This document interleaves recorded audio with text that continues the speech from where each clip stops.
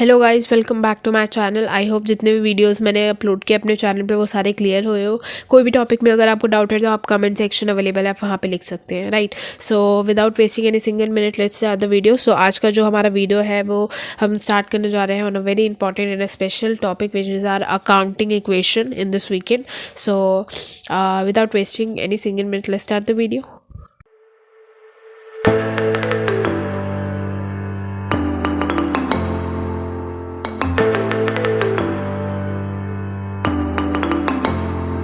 सो accounting equations के बारे में सबको पता होगा, सबने पढ़ा ही होगा अपने क्लास 11 में। स्टार्टिंग की हमारी बेसिक जो है वो अकाउंटिंग इक्वेशन से ही करी जाती है। बहुत सारे सम्स एंड न्यूमेरिकल्स भी करवाए जाते हैं, जो कि अगर आपको रिक्वायरमेंट है तो आप कमेंट सेक्शन में लिख सकते हैं। अभी तो थ्योरेटिकली ही हम इस चीज़ को कवर कर रहे हैं, लेकिन अगर आपको चाहिए तो मैं कुछ न्यूमेरिकल्स के 3-4 क्वेश्चन करवा दूंगी, जिससे आपको ईजिली जो है कैटेगराइज करना में ईजी हो जाए, ताकि कौन सी चीज़ें किस कैटेगरी में एसिड्स एंड बाकी ऑल जो अदर हेड्स है उसके अंदर आएंगी।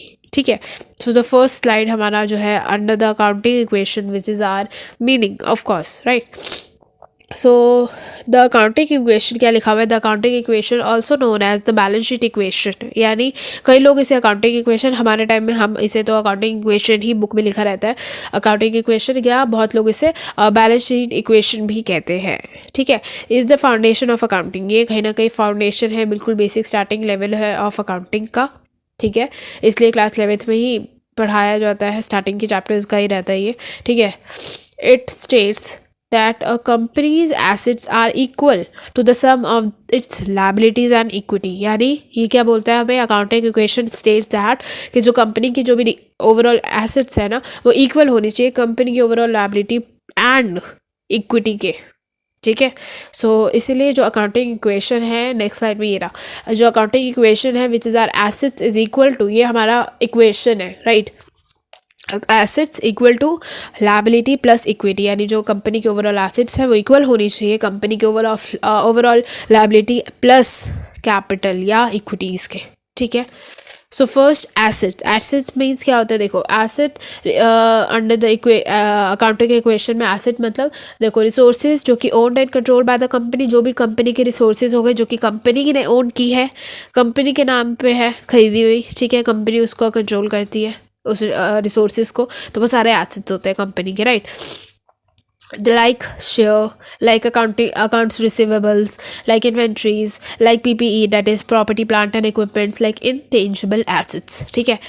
Then second which is our liabilities company की, जैसे डेट्स हो गए और ऑब्लिगेशंस हो गए debt the company owes means देना है टू अदर्स, यानी कंपनी के ऊपर लायबिलिटी है, ऑब्लिगेशन और रिस्पॉन्सिबिलिटी है कि ये चीज़ कंपनी को इतना पैसा किसी और को देना है, या इतना लोन अगर हमने लिया था तो हमें लोन का पे करना है।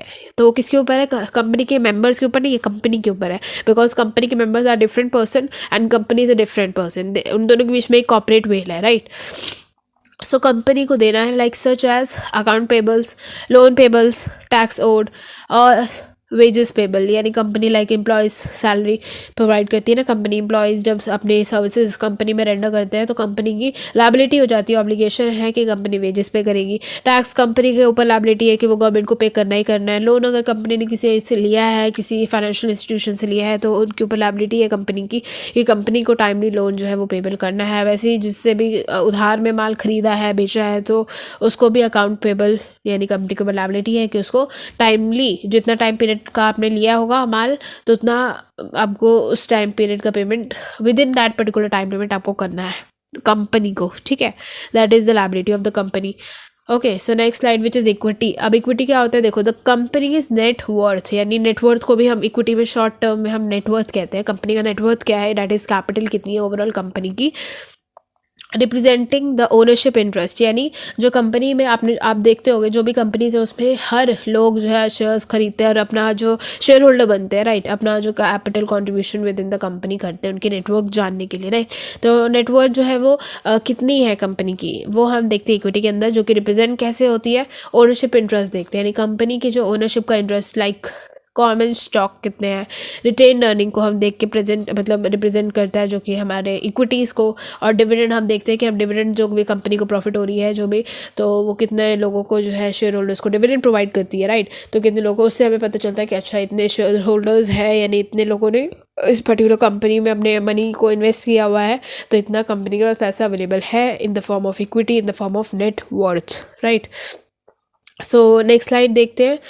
This equation ensures the company is balanced and accurately reflects its financial position। यानी कहीं ना कहीं ये जो इक्वेशन है, that is अकाउंटिंग इक्वेशन जो है हमारी हमारे assets is equals to liability plus equity, या आप उसको कैपिटल भी बोल सकते हो या नेटवर्थ भी बोल सकते हो। सो दिस इक्वेशन इंश्योर कहीं ना कहीं इंश्योर कर रहा है दैट द कंपनी की जो भी बैलेंस्ड होना चाहिए, बैलेंस्ड मीन्स बराबर होना चाहिए, बराबर यानी asset is equal to in overall asset, only one side asset है सिर्फ, is equal to the liability plus equity, यानी इक्विटी और लायबिलिटी को प्लस कर दोगे तो उन दोनों के बराबर हमारा सिर्फ एक दैट इज एसेट होना चाहिए, तभी हम कहेंगे कि हमारी जो कंपनी है वो बैलेंस्ड है। बैलेंस्ड मीन्स अकॉर्डिंग क्वेश्चन का पॉइंट ऑफ व्यू से हम बोल रहे हैं कि हमारी जो कंपनी है वो बैलेंस्ड है and accurately reflects is financial position. और एक्यूरेट है, जो भी फिगर्स हम एसेट में रिप्रेजेंट करें, जो भी फिगर्स हम लायबिलिटी में रिप्रेजेंट करें, जो भी फिगर्स हम हमारे इक्विटी में रिप्रेजेंट करें, वो सही होनी चाहिए, मैनिपुलेशन उसमें नहीं होना चाहिए, ठीक है।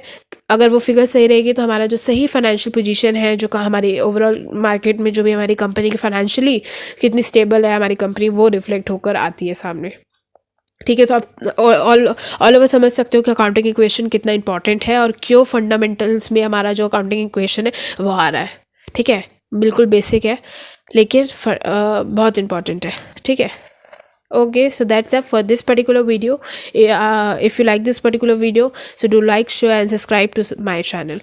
Okay, सो अगर आपको कोई न्यूमेरिकल भी आप चाह रहे हो कि अकाउंटिंग इक्वेशन पे अच्छे से कर लो, प्रैक्टिस चाहिए, तो आप कमेंट सेक्शन में लिख सकते हो, ताकि जो भी मेरे को लगेगा कि हाँ ये अच्छे क्वेश्चन इस टाइप के आ सकते हैं, तो वही क्वेश्चंस को मैं जो बेसिक टू एडवांस वाले ही क्वेश्चन जो है हम 3-4 प्रैक्टिस कर लेंगे, that is more than enough to understand the accounting equation in a practical way, right?